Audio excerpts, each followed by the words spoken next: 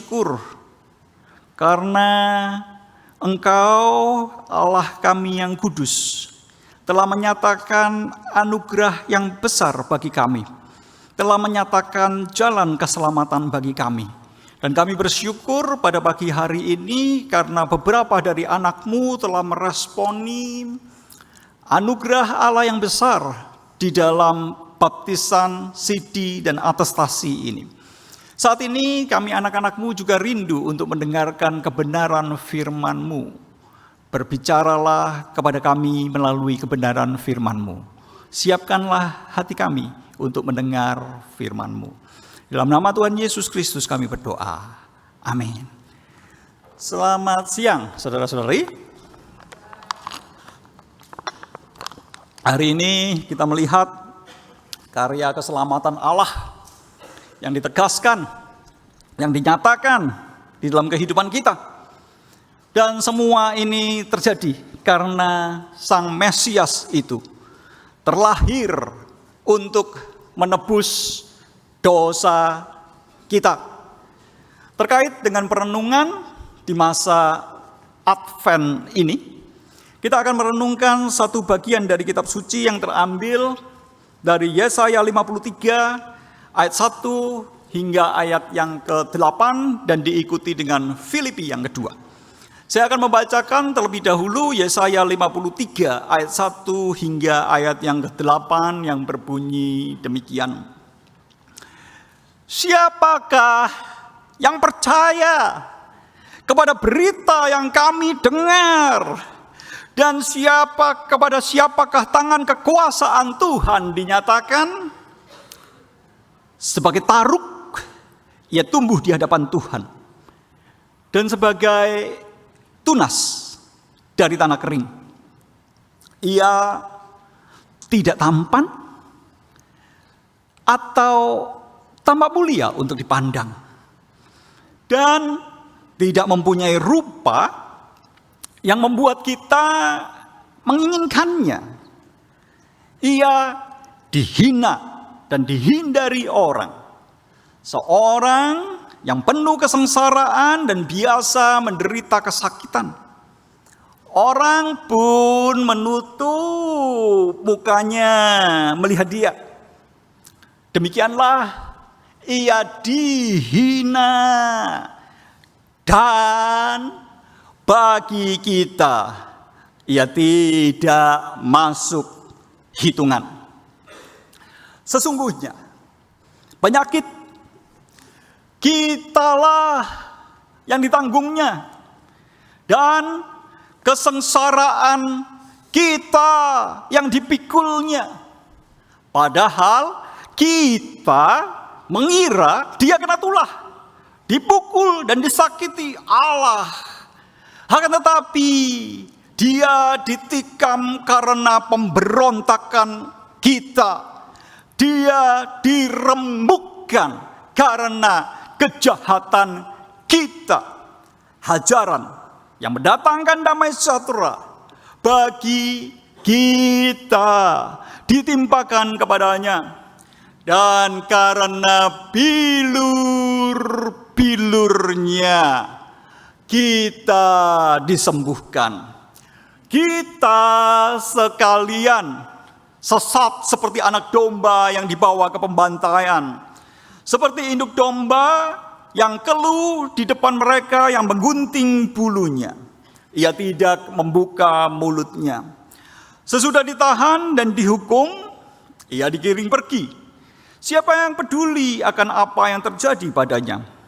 Sungguh, ia terputus dari negeri orang-orang hidup. Dan karena pemberontakan umatku, ia kena tulah. Selanjutnya, Filipi 2 ayat 5 hingga ayat yang ke-11. Hendaklah kamu dalam hidupmu bersama menaruh pikiran dan perasaan yang terdapat juga dalam Kristus Yesus. Yang walaupun dalam rupa Allah, tidak menganggap kesetaraan dengan Allah itu sebagai milik yang harus dipertahankan, melainkan telah mengosongkan dirinya sendiri dan mengambil rupa seorang hamba dan menjadi sama dengan manusia. Dalam keadaan sebagai manusia, ia telah merendahkan dirinya dan taat sampai mati, bahkan sampai mati di kayu salib. Itulah sebabnya Allah sangat meninggikan dia dan mengaruniakan kepadanya nama di atas segala nama, supaya dalam nama Yesus bertukuk lutut segala yang ada di langit dan yang ada di atas bumi dan yang ada di bawah bumi. Dan segala lidah mengaku Yesus Kristus adalah Tuhan bagi kemuliaan Allah Bapa. Demikianlah firman Tuhan yang diberitakan kepada kita pada hari ini.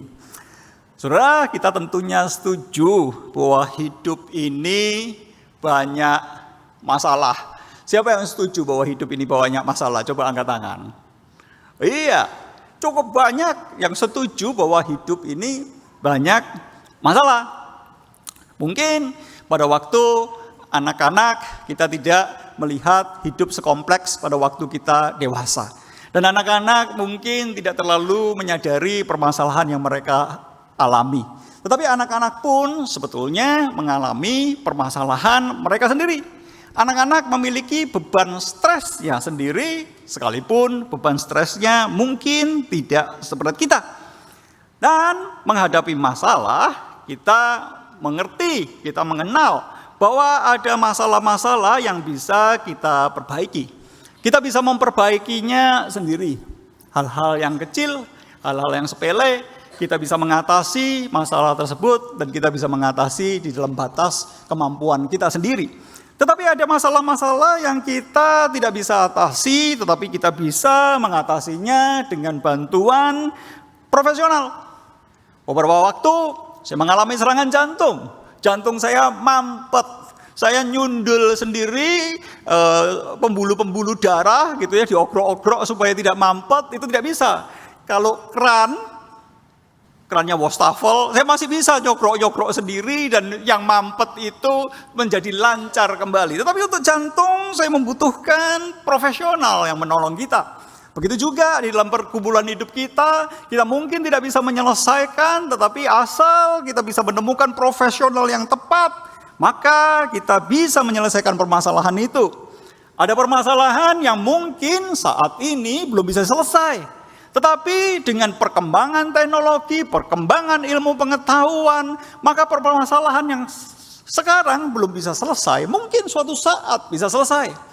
Bahkan di dalam dunia medik sudah mulai dipikirkan bahwa jikalau ada orang-orang tertentu yang menghendaki untuk bisa diobati di masa yang akan datang, untuk sementara mungkin bisa dibekukan untuk beberapa tahun sambil menunggu sampai teknologinya itu cukup, dan pada waktu teknologinya cukup akan dicairkan kembali,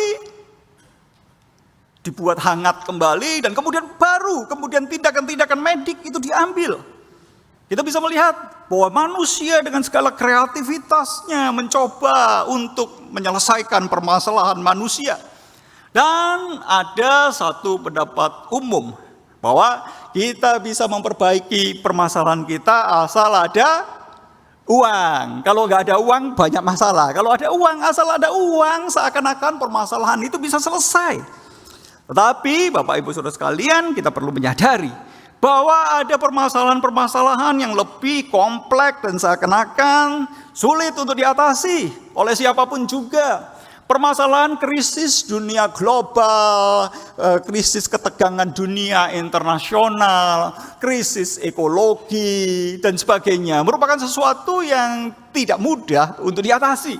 Tetapi ada permasalahan-permasalahan yang tidak bisa diperbaiki oleh siapapun juga. Ada permasalahan yang lebih serius, lebih mendalam daripada hanya peperangan antar bangsa, krisis moral, krisis budaya, krisis ekologi, krisis masalah kemiskinan.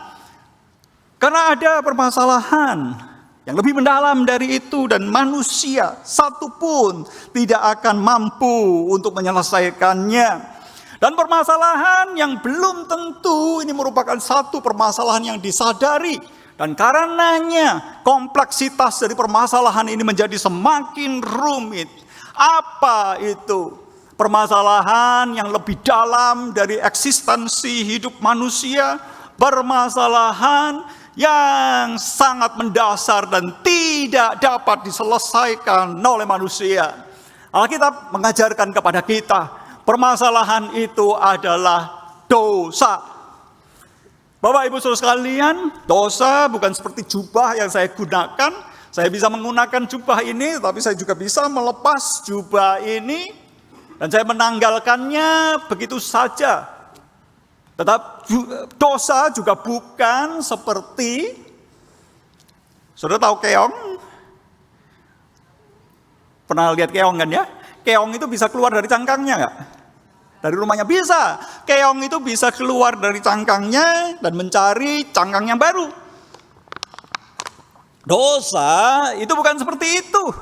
Dosa bukan sesuatu yang kita itu nyaman di dalamnya dan kita bisa meninggalkannya dan kita bisa mencari rumah yang lebih nyaman daripada cangkang itu. Tetapi dosa itu bisa diibaratkan, diumpamakan, digambarkan sebagai cangkang dari kura-kura. Kura-kura itu tidak bisa keluar dari cangkangnya dan tidak bisa pindah mencari cangkang yang lain. Karena cangkang kura-kura itu merupakan bagian integral dari tulang-tulangnya. Dan struktur terbesar dari tulang-tulang kura-kura itu bukan di dalam, tapi di luar, yakni cangkangnya itu sendiri. Saudara, kita bisa melihat, kita bisa membayangkan, seperti itulah dosa. Sehingga kita tidak bisa menyelesaikan permasalahan dosa, karena itu melekat sedemikian erat di dalam kehidupan kita. Dan kita menyadari bahwa dengan bertambahnya waktu, bertambah panjangnya umur kita, dosa kita tidak berkurang.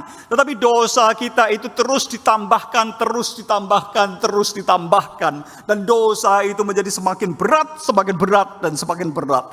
Lalu pertanyaannya adalah, bagaimana kita berurusan dengan dosa itu? Kita perlu memahami, kita perlu menyadarinya. Walaupun dosa seringkali merupakan sesuatu yang tidak kita sadari di dalam kehidupan ini. Dan kita perlu menyadari dan memahami 3 jalan. Yang pertama adalah jalan kejatuhan. Manusia itu ingin naik menjadi seperti Allah. Dan itulah jalan kejatuhan. Kita bisa melihatnya di dalam Kejadian yang ketiga. Yang kedua, kita perlu menyadari dan memahami jalan keselamatan. Jalan keselamatan itu terjadi ketika Allah dari tempat yang maha tinggi itu turun menjadi manusia. Kita mau bisa membacanya di dalam Yesaya 53 ayat 7 hingga ayat yang ke-9. Dan yang ketiga yang perlu kita sadari adalah jalan pertobatan.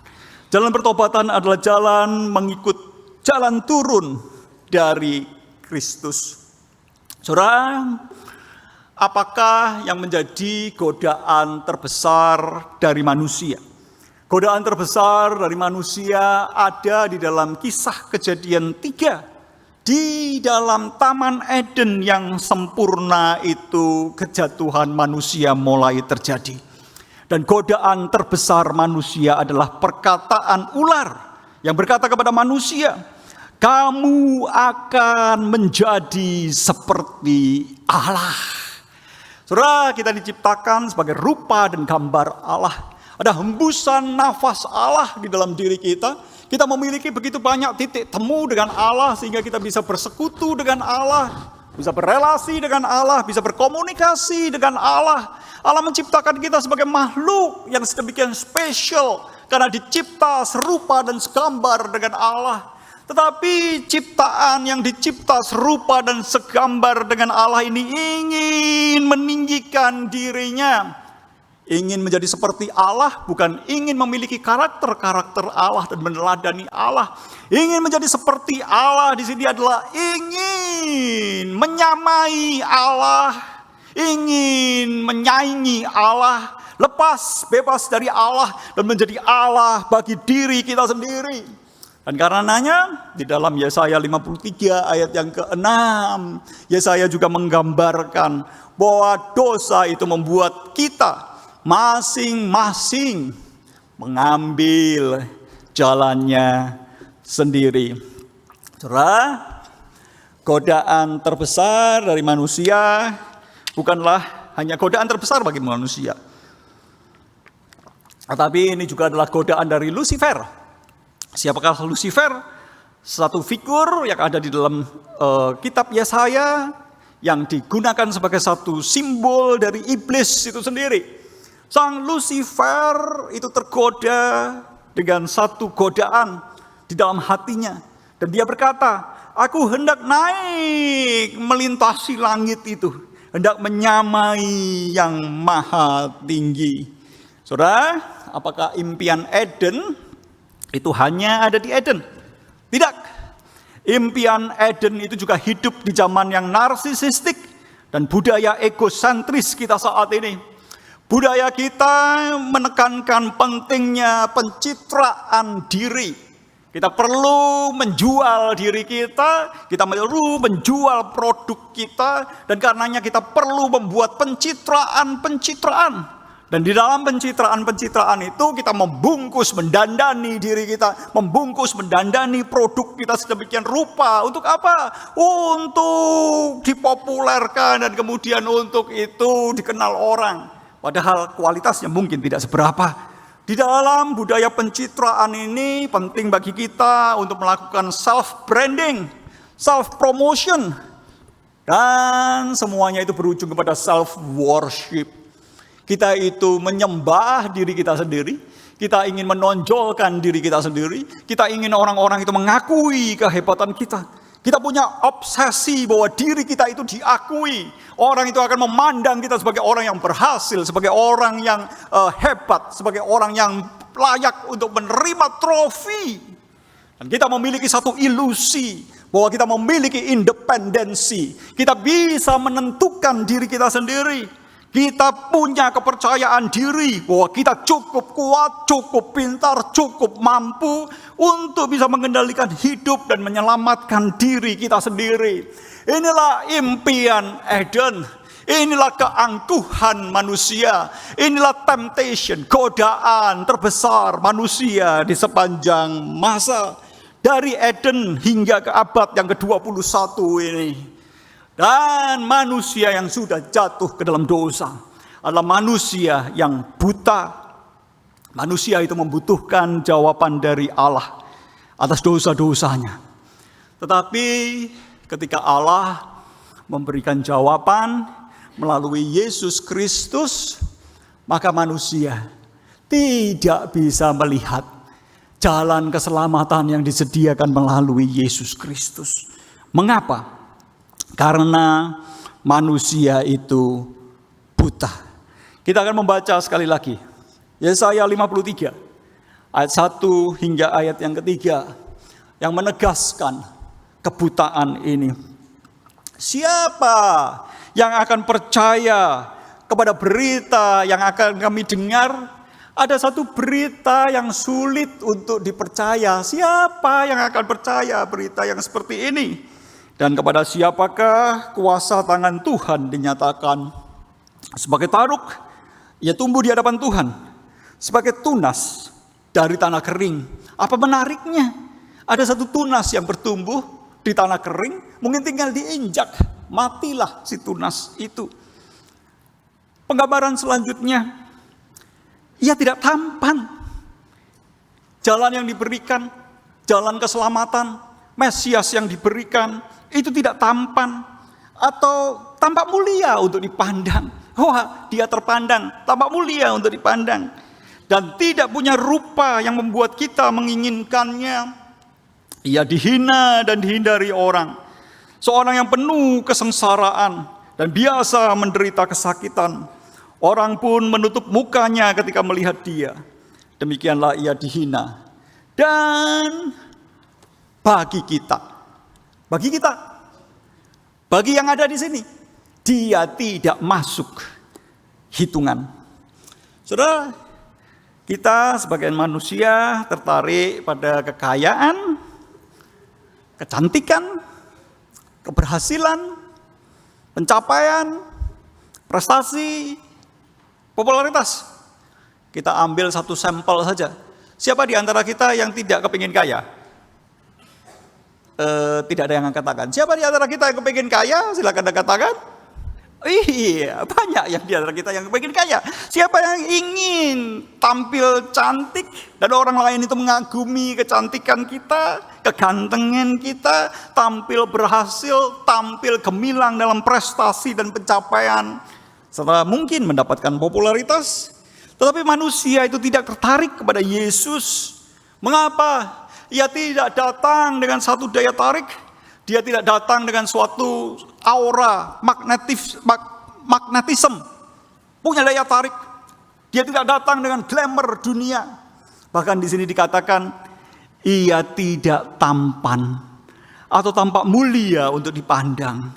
Ia tidak punya rupa yang membuat kita itu menginginkannya. Ia dihina dan dihindari orang. Orang itu menutup mukanya, orang itu memalingkan wajahnya. Untuk apa? Untuk menghina. Jawaban Tuhan yang dibutuhkan oleh manusia. Ia dihina dan dihindari orang. Dan bagi kita pun ia tidak masuk ke dalam hitungan. Manusia tidak tertarik pada cara Yesus. Yesus yang di dalam kemuliaannya, keagungannya, kemenangannya, itu datang membungkus dirinya dengan kelemahan, dengan penderitaan, dengan kehinaan. Saudara, kita bisa membungkus sesuatu yang tidak berarti dengan kemasan yang menarik, dengan bungkus yang baik. Tetapi sebaliknya yang dilakukan Yesus bukan itu. Yesus justru sebaliknya membungkus kemuliaan, keagungan, dan kemenangannya dengan kelemahan, penderitaan, dan kehinaan. Cara Yesus seperti ini dengan tidak tampil menarik bertentangan dengan budaya pencitraan. Dan karena manusia itu buta, manusia menolak jawaban yang disediakan Allah, manusia menganiaya yang diutus Allah. Mengapa yang diutus Allah itu dianiaya? Karena tidak sesuai dengan harapan, tidak sesuai dengan ekspektasi manusia, ekspektasi yang dibangun di atas dasar keangkuhan. Dia dianiaya dan disakiti. Dia menjadi seorang yang penuh kesengsaraan dan biasa menderita kesakitan. Setelah kita melihat akar dari kejatuhan, setelah kita melihat godaan manusia yang terbesar untuk meninggikan diri menyamai Allah, sekarang kita melihat jalan keselamatan yang disediakan oleh Allah. Bertentangan dengan manusia yang ingin meninggikan diri dan menyamai Allah. Justru Allah di tempat yang tinggi itu turun menjadi manusia. Dan ketika menjadi manusia, dia mengambil rupa seorang hamba. Sebagai seorang hamba kita bisa melihat dia dilahirkan di kandang Bethlehem dan dia mati di atas kayu salib. Siapakah yang dapat menyelesaikan dosa manusia? Yang bisa menyelesaikan dosa manusia, yang bisa menyelesaikan keangkuhan manusia, bukan manusia itu sendiri, tetapi Yesus, Allah yang menjadi manusia. Dan perkataan dari malaikat kepada Yusuf di dalam Matius 1:21 menegaskan jalan turun ini. Ia akan melahirkan seorang anak laki-laki dan engkau akan menamakan dia Yesus. Karena dialah yang akan menyelamatkan umatnya dari dosa-dosa mereka.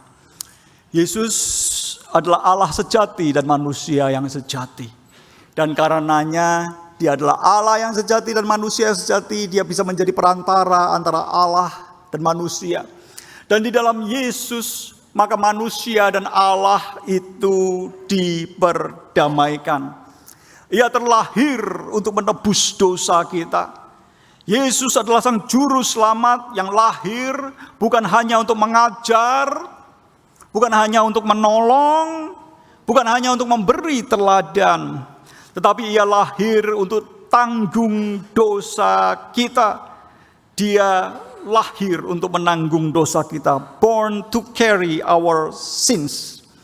Dan kita akan membaca bagian ini sekali lagi di dalam Yesaya 53 ayat 4 hingga ayat yang ke-8. Sesungguhnya penyakit siapa yang ditanggung? Penyakit kitalah yang ditanggungnya. Dan kesengsaraan siapa yang ditanggung? Kesengsaraan kita. Kesengsaraan kitalah yang dipikulnya. Padahal kita mengira dia kena tulah, dipukul dan disakiti Allah. Tetapi dia tertikam karena pemberontakan kita. Dia diremukkan karena kejahatan kita. Hajaran yang mendatangkan damai sejahtera bagi kita ditimpakan kepadanya. Dan karena bilur-bilurnya kita disembuhkan. Kita sekalian sesat seperti domba. Masing-masing kita mengambil jalannya sendiri. Tetapi Tuhan telah menimpakan kepadanya kejahatan kita sekalian. Dia dianiaya, tetapi dia membiarkan dirinya disakiti. Dan tidak membuka mulutnya. Seperti anak domba yang dibawa ke pembantaian. Seperti induk domba yang keluh di depan mereka yang menggunting bulunya. Ia tidak membuka mulutnya. Sesudah ditahan dan dihukum, ia digiring pergi. Siapa yang peduli akan apa yang terjadi padanya? Sungguh ia terputus dari negeri orang-orang hidup. Dan karena pemberontakan umatku, ia kena tulah. Dengan cara seperti apa ia menanggung dosa kita? Dengan cara ia hidup sempurna agar ia dapat mati menggantikan kita. Di dalam kehidupannya tidak ada kekerasan di dalam dirinya. Ia tidak berbuat kekerasan. Tidak ada tipu daya di dalam hatinya. Tipu daya itu tidak ada di dalam mulutnya. Dan sang hamba yang benar ini, hambaku orang benar itu, akan membenarkan banyak orang. Saudara, di dalam ajaran iman Kristen, kita perlu melihat kontrasnya dengan ajaran dari kebanyakan agama-agama yang lain. Karena di dalam ajaran iman Kristen, kita bukan diselamatkan karena kehebatan kita. Bukan karena kesempurnaan kita. Bukan karena prestasi-prestasi kesalehan kita. Bukan karena kita dermawan, tetapi kita itu diselamatkan karena kesempurnaan Yesus Kristus. Yesus Kristus yang hidup tidak bercela itu memberikan kesempurnaannya kepada kita. Memberikan kebenarannya di hadapan Allah itu menjadi milik kita. Sebaliknya Yesus Kristus itu memikul dosa-dosa kita. Saudara, penebusan itu bukan cuma sekedar kesalahan kita diampuni. Jikalau kita pernah berbuat salah, lalu salah kita diampuni, nah itu penebusan. Bukan. Tetapi penebusan adalah pengalihan hukuman ke pihak yang tidak bersalah. Dan Yesuslah yang menerima penghukuman kita. Dosa-dosa kita, penghukuman kita ditanggung oleh Yesus Kristus. Sedangkan kebenaran Yesus Kristus diberikan kepada kita. Saudara, penebusan itu mengalihkan hukuman ini kepada Yesus. Dia ditikam karena apa? Karena pemberontakan kita. Kita itu masing-masing seperti domba yang sesat mengambil jalannya sendiri. Dia diremukkan karena kejahatan kita. Dan kejahatan kita yang dipikulnya. Dalam hal ini ada dua hal yang penting yang perlu kita perhatikan, saudara.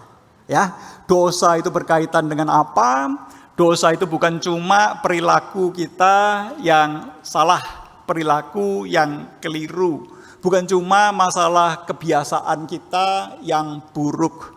Bukan hanya masalah kita itu salah. Bukan hanya kita tidak tepat dengan norma. Tetapi dosa pada intinya adalah pemberontakan hati dan kejahatan hati.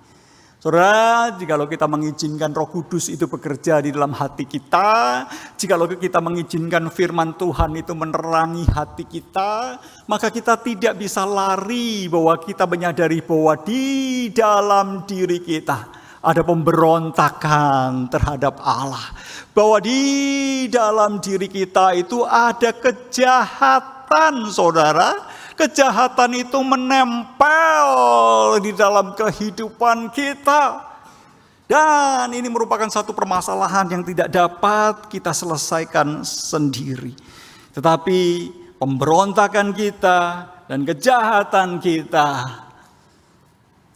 akibat dosa itu dipikul oleh Kristus di atas kayu salib.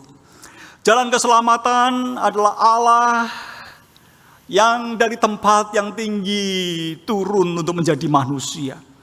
Dan jalan keselamatan seperti ini bertabrakan dengan paradigma dunia. Ketika jalan ini bertabrakan dengan paradigma dunia, maka jalan ini memulihkan kerusakan terdalam di dalam diri manusia. Manusia di dalam keangkuhannya ingin menyamai Allah. Tetapi Allah di dalam kemuliaannya merendahkan diri, menjumpai dan menyelamatkan manusia. Manusia ingin naik menjadi seperti Allah, tetapi Allah justru memilih turun menjadi manusia. Ketika manusia gagal naik menjadi seperti Allah, maka Allah turun menjadi manusia. Setelah kita mengenal jalan yang disediakan oleh Allah, maka apakah jalan pertobatan yang dikehendaki Tuhan bagi kita? Yakni mengikut jalan turun dari Kristus. Jalan pertobatan itu dilalui dengan menyelaraskan hidup kita dengan Yesus. Kita bisa membaca hal ini dalam Filipi 2 ayat 5 hingga ayat yang ke-8 yang saya akan bacakan kembali bagi Bapak Ibu saudara-saudara sekalian. Hendaklah kamu dalam hidupmu bersama menaruh pikiran dan perasaan yang terdapat juga dalam Kristus Yesus, yang walaupun dalam rupa Allah tidak menganggap kesetaraan dengan Allah sebagai milik yang harus dipertahankan, melainkan telah mengosongkan dirinya sendiri dan mengambil rupa seorang hamba dan menjadi sama dengan manusia. Dalam keadaannya sebagai manusia, ia telah merendahkan dirinya dan taat sampai mati, bahkan sampai mati di atas kayu salib. Pertobatan bukan sekedar berhenti dari berdosa, melainkan mengadopsi cara hidup Kristus, mengadopsi pikiran dan perasaan Kristus, menjadi sehati dengan Kristus yang di dalam ketinggian dan kemuliaannya merendahkan dirinya. Keangkuhan menarik manusia untuk meninggikan dirinya. Pertobatan mengajak manusia melintasi jalan turun bersama dengan Yesus. Jalan pertobatan adalah mengikuti jalan turun Kristus. Titik awal dari pertobatan adalah kerendahan hati. Karena di hadapan salib tidak ada ruang bagi keangkuhan. Yang ada di hadapan salib hanya dua. Pengakuan bahwa kita tidak bisa menyelamatkan diri. Yang kedua adalah penerimaan bahwa Kristus sudah melakukan semuanya. Jalan pertobatan kita bergantung kepada anugerah, bersandar pada belas kasihan, melucuti kesombongan dan arogansi kita. Jalan pertobatan yang bergantung kepada anugerah tidak memberikan kredit kebanggaan manusia. Jalan ini adalah jalan yang memalukan bagi dunia. Jalan keselamatan di dalam salib. Salib itu bukan simbol kemuliaan bagi dunia. Salib itu adalah simbol kehinaan bagi dunia. Jalan keselamatan yang disediakan oleh Allah adalah jalan keselamatan yang dianggap bodoh oleh dunia. Bodoh karena Allah itu menjadi manusia, lahir dari anak darah Maria, mati di atas kayu salib dan bangkit, dan akan datang kembali untuk kedua kalinya membangkitkan tubuh kita. Bagi dunia ini adalah omong kosong, sesuatu yang tidak masuk di akal. Tetapi jalan keselamatan di dalam anugerah Allah yang dikerjakan oleh Yesus Kristus melalui pekerjaan Roh Kudus di dalam hati kita. Sekalipun itu merupakan satu kebodohan bagi dunia, tetapi itu adalah hikmat Allah yang menyelamatkan kita. Sekalipun itu merupakan sesuatu yang memalukan bagi dunia, tetapi itu adalah jalan keselamatan kita. Dan jalan pertobatan yang bergantung kepada anugerah, sejalan dengan kerendahan hati Kristus. Pesan bagi kita perlu menyadari bahwa kita perlu juru selamat. Kita tidak baik-baik saja. Saudara yang ada di tempat ini, sadari dengan sungguh-sungguh bahwa saudara tidak baik-baik saja. Ada satu permasalahan yang saudara tidak bisa selesaikan, yakni dosa. Dan saudara membutuhkan juru selamat. Saudara membutuhkan jalan pertobatan. Kejatuhan terjadi ketika manusia ingin naik. Keselamatan terjadi ketika Allah itu turun. Pertobatan terjadi ketika kita mengikuti jalan turun bersama dengan Kristus. Saudara, jalan mana yang kita pilih? Jalan kerendahan hati atau jalan keangkuhan? Mari kita datang kepadanya yang lahir untuk memikul dosa. Mari kita kembali pada jalan kerendahan yang menyelamatkan. Amin. Mari kita berdoa. Pada siang hari ini kami datang dan kami bersyukur atas firman-Mu. Dan firman-Mu biarlah meneguhkan kami. Meneguhkan kami akan jalan keselamatan yang disediakan di dalam kehinaan Kristus. Dan biarlah di dalam menjalani pertobatan, kami juga mengadopsi, menerima spirit yang dari Kristus. Mengikut Kristus di dalam kerendahan hati kami. Kami menyerahkan keangkuhan kami kepadamu. Dan biarlah kami boleh masuk di dalam pertobatan terus-menerus melalui menghidupi kerendahan hati Kristus. Inilah doa kami yang kami panjatkan dengan iman dalam nama Tuhan Yesus Kristus. Amin.